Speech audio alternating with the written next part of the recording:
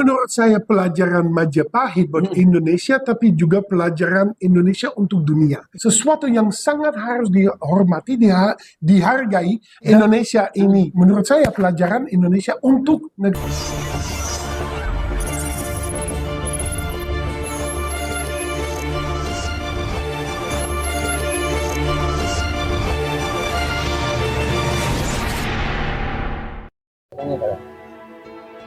Ya, pemirsa, jadi di kesempatan hari ini ya kita berada di Dusun Bendo, Desa Kumitir ya, Kecamatan Jatirejo, Kabupaten Mojo.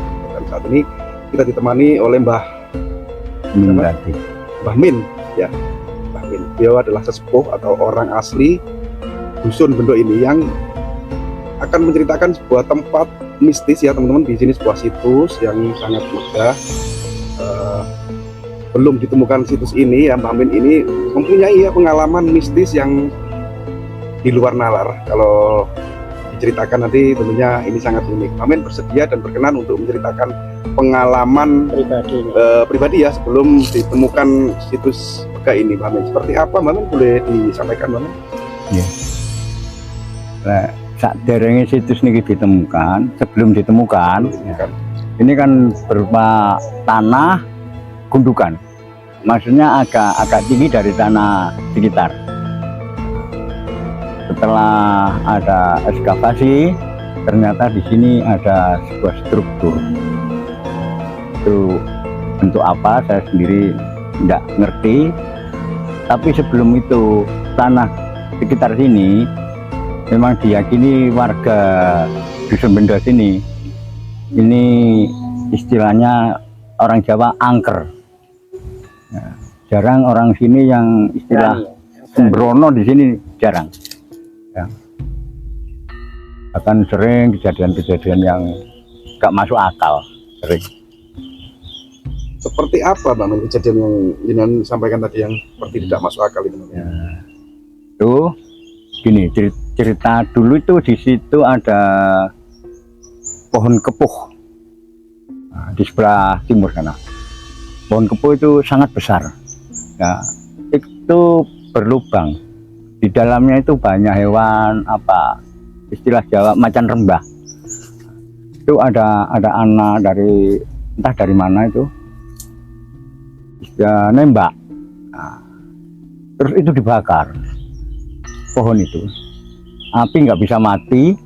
Nah, setelah pohon itu roboh, yang bakar itu mati semua.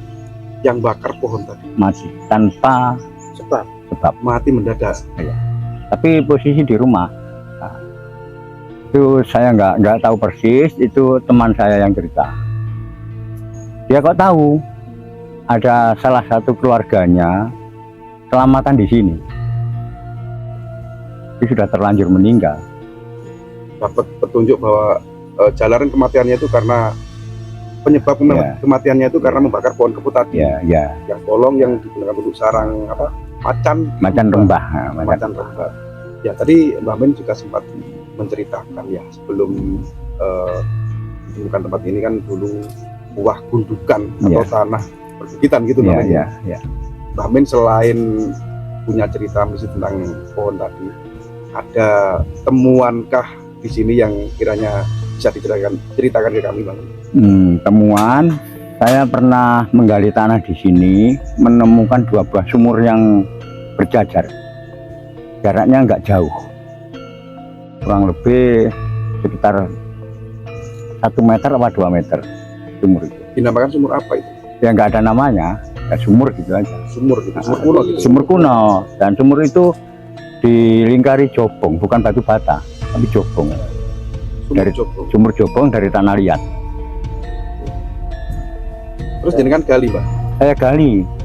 Sampai ke dalam sampai kelihatan itu. Kalau dulu diperdalam waktu ada ekskavasi, kurang lebih ada 15 atau 14 gitu susunan jobong.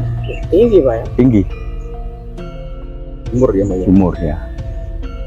Zaman dulu ada sumur seperti itu berarti yang punya itu jelas bukan orang biasa Mbak ya? Ya, kemungkinan. Ya, kemungkinan mungkin ada istilahnya sejenis apa ya, orang-orang zaman kalau sekarang itu orang kaya lah, Bangsawan ya. bangsawan atau sekelas menteri ataupun bahkan raja ya. Ya kalau menurut Mbak Min sendiri, tempat ini dulu bekas apa Mbak? Bekas kerajaan kah atau bekas istana atau gimana gitu Mbak? Menurut pribadi Mbak Min? Menurut pribadi saya ini yang jelas pejabat besar. Pejabat besar. Saya bisa mengatakan pejabat besar. Saya lihat dari bentuk bangunan dan ada pagar keliling yang sangat megah. Tuh. Kan nggak mungkin kalau perkampungan biasa ada pagar keliling.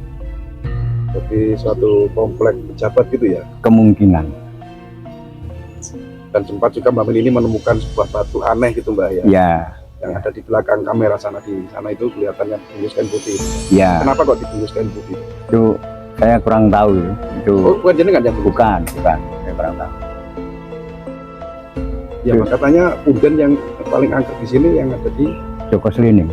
dinamakan Joko Slining. Joko Slining. Angkernya gimana Mbak? Apa ada pernah terjadi hal yang di luar nalar Mbak?